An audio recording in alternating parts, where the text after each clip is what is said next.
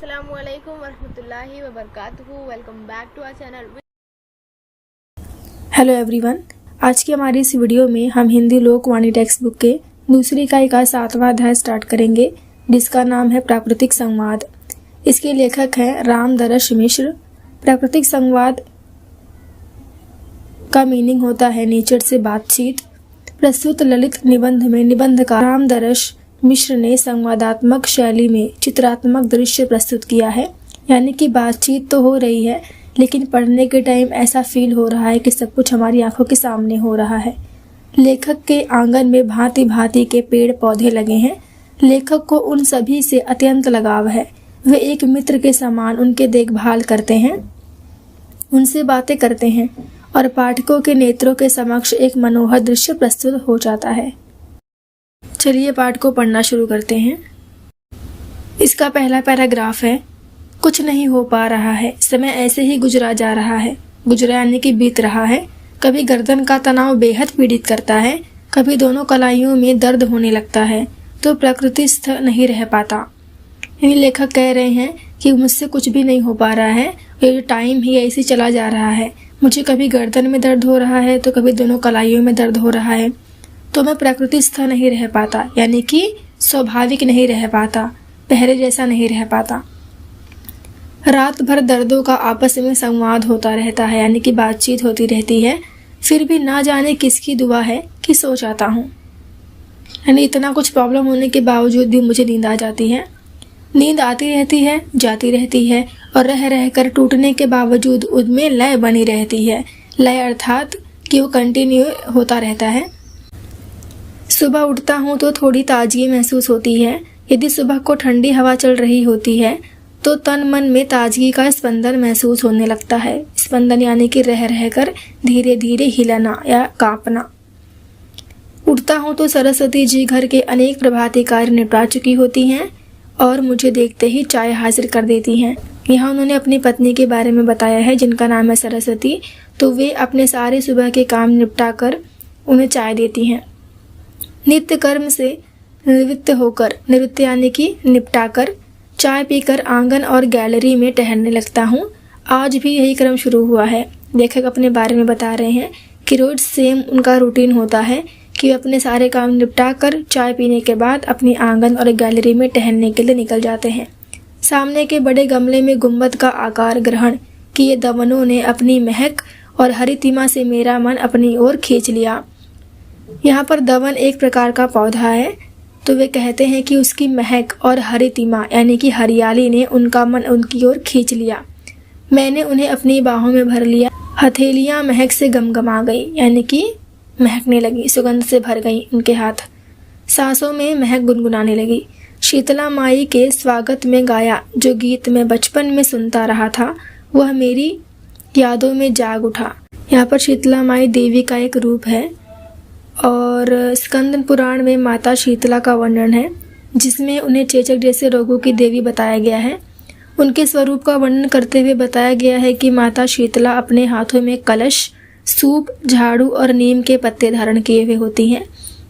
वे गंधर्व की सवारी किए हुए हैं, ये उनका रूप बताया गया है। तो लेखक कहते हैं कि उन्हीं माता के स्वागत में जो गीत गाया जाता है, उन पौधों को देखकर उन्हें वह गीत याद आ जाता है। वो कौन सा गीत है? हमरे दुअरवा मैया दवना तरुआ हो। दुअरवा यानी कि द्वार, तरुआ यानी कि पेड़, तरु। एकाएक देखा कि पास के गमले में काली तुलसी जी मुस्कुरा रही हैं। तुलसी में देखिए एक रेड कलर की भी होती हैं और एक ब्लैक कलर की भी होती हैं। प्रणाम माते कहकर मैं उनके पास चला गया। कुछ देर उन्हें निहारता रहा और महसूस करता रहा कि मेरी रगों में उनका रस दौड़ रहा है। देखिए यहाँ पर उन्होंने ऐसा इसलिए कहा है कि हिंदू धर्म में ऐसा होता है कि कुछ लोग ऐसा मानते हैं कि तुलसी के पत्तों को सुबह सुबह खाना खाने के पहले खाना चाहिए और चाय में भी उसको डाला जाता है और अनेक प्रकार के उसमें औषधीय गुण होते हैं। तो लेखक ने उनको बचपन से ही खाया है और उनका यूज़ किया है उन पत्तों का, इसीलिए वे कह रहे हैं कि मेरी रगों में यानी मेरे जो खून है उनमें आपका रस दौड़ रहा है। मेरी ही रगों में क्यों, पूरे परिवार की रगों में। ले लो, आवाज़ आई और मैंने आज की दवा के लिए कुछ पत्तियां उनमें से मांग ली। आंगन में स्थित पार्क की दुनिया बड़ी छोटी है। उसी में एक के बाद एक परस्पर पेड़ पौधे आलिंगित से खड़े हैं। आलिंगित यानी कि गले लगाया हुआ। तुलसी से बतिया ही रहा था, अर्थात बातें कर रहा था कि मीठी नीम ने हल्के से आवाज दी। उसने देखा, उसकी हरी हरी पत्तियां हवा में हल्के हल्के फरफरा रही थी और फरफराहट मेरे भीतर उतर रही थी। उसने कहा, कई दिनों से मैं तुम्हारे चौक में नहीं गई। चौक अर्थात किचन में। कड़ी खाने छोड़ दी है। क्यों? मैं हंसा। नहीं नहीं, ऐसी कोई बात नहीं है। हर चीज़ का अपना समय होता है ना। तुम तो वैसे ही मुझे बहुत अच्छी लगती हो। पेट की बात छोड़ो, आंखों में तुम हरदम मोहक हरियाली बनकर छाई रहती हो। यहाँ पर लेखक ने नीम की हरियाली का वर्णन किया है और कभी कभी लेखक के घर में जो खाना बनता है उनमें नीम के पत्तों का यूज होता है, इसलिए यहाँ पर ऐसा कहा गया है कि तुम्हारे चौक में नहीं आई। चिड़िया चहचहा उठी, फिर समूह में फुर्र से उड़ी और आकाश में पंखों व स्वरों की एक लय बन गई। फिर वे लौट आईं। हाँ, उनके आश्रय की तरह यह हर सिंगार का पेड़ कितना खुश हो रहा है। हर सिंगार यह पेड़ है, जैसे कह रहा हो, आओ चिड़ियों, मेरी डाल डाल पर फुदको और गाओ। आओ चिड़ियों, अपने मीठे मीठे स्वरों से मुझे नहलाओ। मैंने देखा, हर सिंगार नए पत्तों और टहनियों से लद गया है। जाड़े में खंखड़ सा हो जाता है। देखिए, जो ठंड का मौसम होता है उसमें कई सारे पेड़ पौधों के पत्ते झड़ जाते हैं, अर्थात वे खंखड़ यानी कि उजड़ जाते हैं, सूख जाते हैं।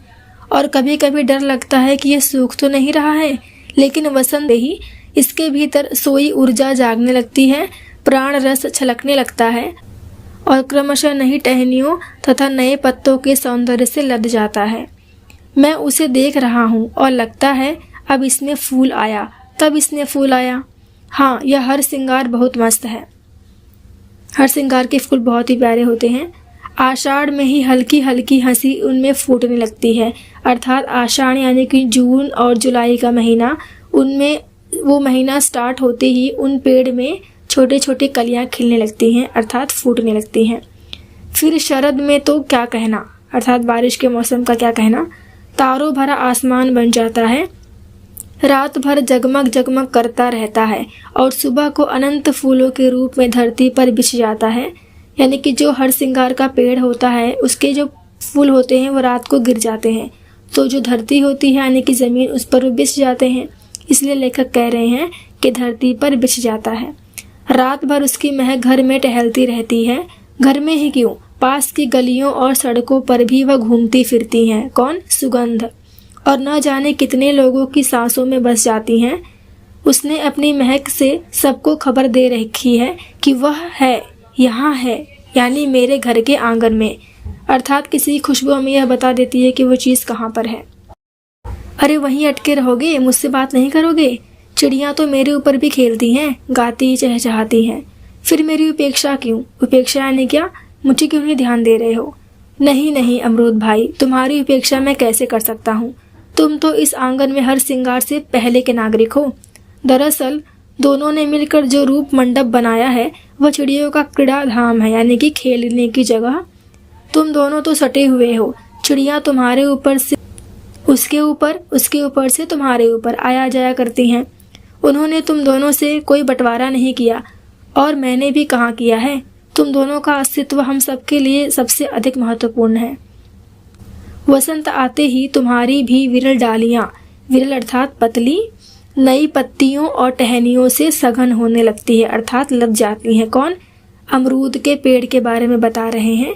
और हर सिंगार तो पावस अर्थात बारिश में फूलना शुरू करता है ना।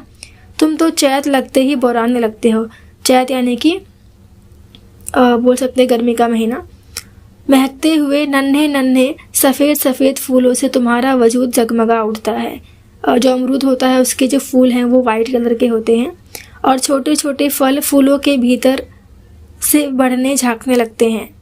धीरे धीरे तुम्हारे फलों में मिठास आने लगती है और आषाढ़ आते आते चिड़ियों की चहचहाहट में तुम्हारे फलों की मिठास भर जाती है। जब बारिश स्टार्ट होता है जून जुलाई के मंथ में, तब अमरूद के फल पकने लगते हैं और उनमें मिठास भरने लगती है। जैसे जैसे पानी का जो बूंद है वो फल पर पड़ेगा, वैसे वैसे फलों में मिठास भरने लगती है। वे तुम्हारी डाल डाल पर नाच नाच कर भोज महोत्सव अर्थात त्योहार मनाने लगती हैं और हम लोग भी तुम्हारे फलों का प्रसाद पाते रहते हैं। कितने बड़े बड़े और मिठास भरे होते हैं तुम्हारे फल।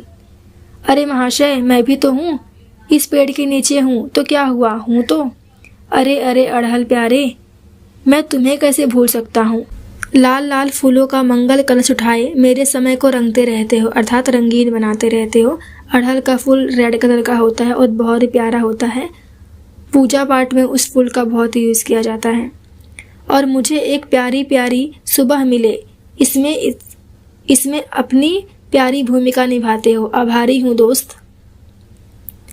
देखा, कुछ दूर पर सहीजन झूम रहा था। सहीजन जो होता है इसे आप फल बोल सकते हैं और सब्जी भी बोल सकते हैं। इसका यूज़ सब्जी बनाने में और दाल में भी इसको डाला जाता है। जैसे बुला रहा हो, आता हूँ भाई, कहो कैसे हो। तुम तो सदाबहार हो अर्थात सारे मौसम में उसमें बहार रहती है।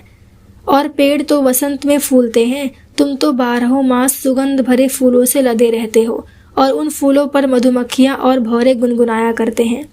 जाड़ों में जब मैं तुम्हारे पास धूप में बैठता हूँ तब तुम्हारी मत वाली सुरभि से नहाता रहता हूँ अर्थात महक से। भीतर कविता गुनगुनाती है और 12 मास तुम फलियों से लदे होते हो। वे फलियाँ मेरे घर से लेकर पड़ोस तक अपना स्वाद बांटती रहती हैं अर्थात उनको हम खाते हैं और बहुत स्वादिष्ट होते हैं। आप ऊंचे लोगों को ही देखते रहेंगे, हम छोटे हैं तो क्या, हम भी तो हैं। देखो, बेला के फूल मुझे उलाहना दे रहे हैं। उलाहना अर्थात मुझे बुला रहे हैं। और उनकी पंक्ति में कई कई गमलों में तरह तरह के फूल और पौधे विराजमान हैं। वे सभी मेरी ओर देख रहे हैं और जैसे संवाद को आतुर हैं। संवाद यानी बातचीत, आतुर यानी कि बहुत ही उत्सुक है। मैंने कहा, नहीं मेरे प्यारे फूलों, मैं तो स्वयं छोटा आदमी हूँ और छोटे लोगों के बीच ही जीवन यात्रा की है। उन्हें भरपूर प्यार दिया है और पाया है। तुम लोग तो मेरे जीवन के सदस्य हो अर्थात फैमिली मेंबर्स हो। तुम्हारी आंखों में आंखें डालकर तुमसे हार्दिक संवाद करता रहता हूँ यानी दिल से बातचीत करता रहता हूँ। 3 गमलों में बेला के पौधे विराजमान हैं। वे सफ़ेद सफ़ेद फूलों से जगमगा रहे हैं। फूलों से मादक अर्थात मोहक सुगंध की हल्की हल्की धारा बह रही है और मेरी सांसों में समा रही है। बेला इसी मौसम में फूलता है। एक साथ ना जाने कितने फूल इसके भीतर से फूट पड़ते हैं। लेकिन क्या विडंबना है यानी क्या समस्या है कि शाम होते होते फूल मुरझा जाते हैं। ऐसे कई फूल होते हैं जो धूप में ही खिलते हैं और शाम होते होते मुरझा जाते हैं, अगले दिन फिर भी खिल जाते हैं। तो बेला भी उसमें से एक है। रात को फिर दूसरे फूल खिलते हैं। इसलिए जब मैं सुबह सुबह इनके नेत्रों में भर लेता हूँ, देर तक इनके पास खड़ा होता कि एक मुस्तक मेरे भीतर रेंगने लगती है। यानी एक गीत, एक पंक्ति, गुंचे तेरी जिंदगी पर दिल हिलता, बस एक तबस्सुम के लिए खिलता है। तबस्सुम यानी कि एक महक।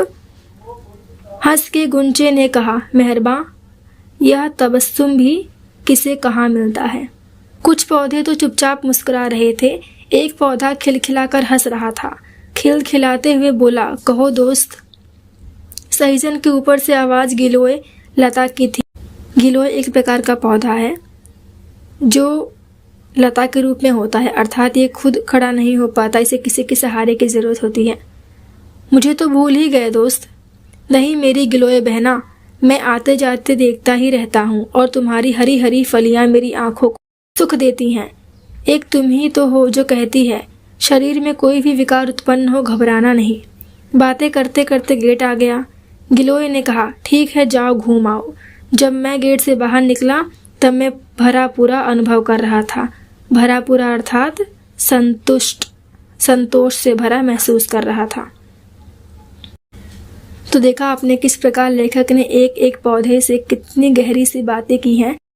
देखिए एक्चुअली में तो नहीं होता कि पौधों से बात किया जाए, ये लेखक की मन की सोच जिनको उन्होंने अपने लेखनी से स्पष्ट किया है कि जो पेड़ पौधे होते हैं वो मानव के जीवन में कितना इम्पोर्टेंस रखते हैं। चाहे वो औषधीय पौधे हों चाहे फल देने वाले हों, हर पौधा हर पेड़ अपने आप में बहुत ही अनमोल होता है।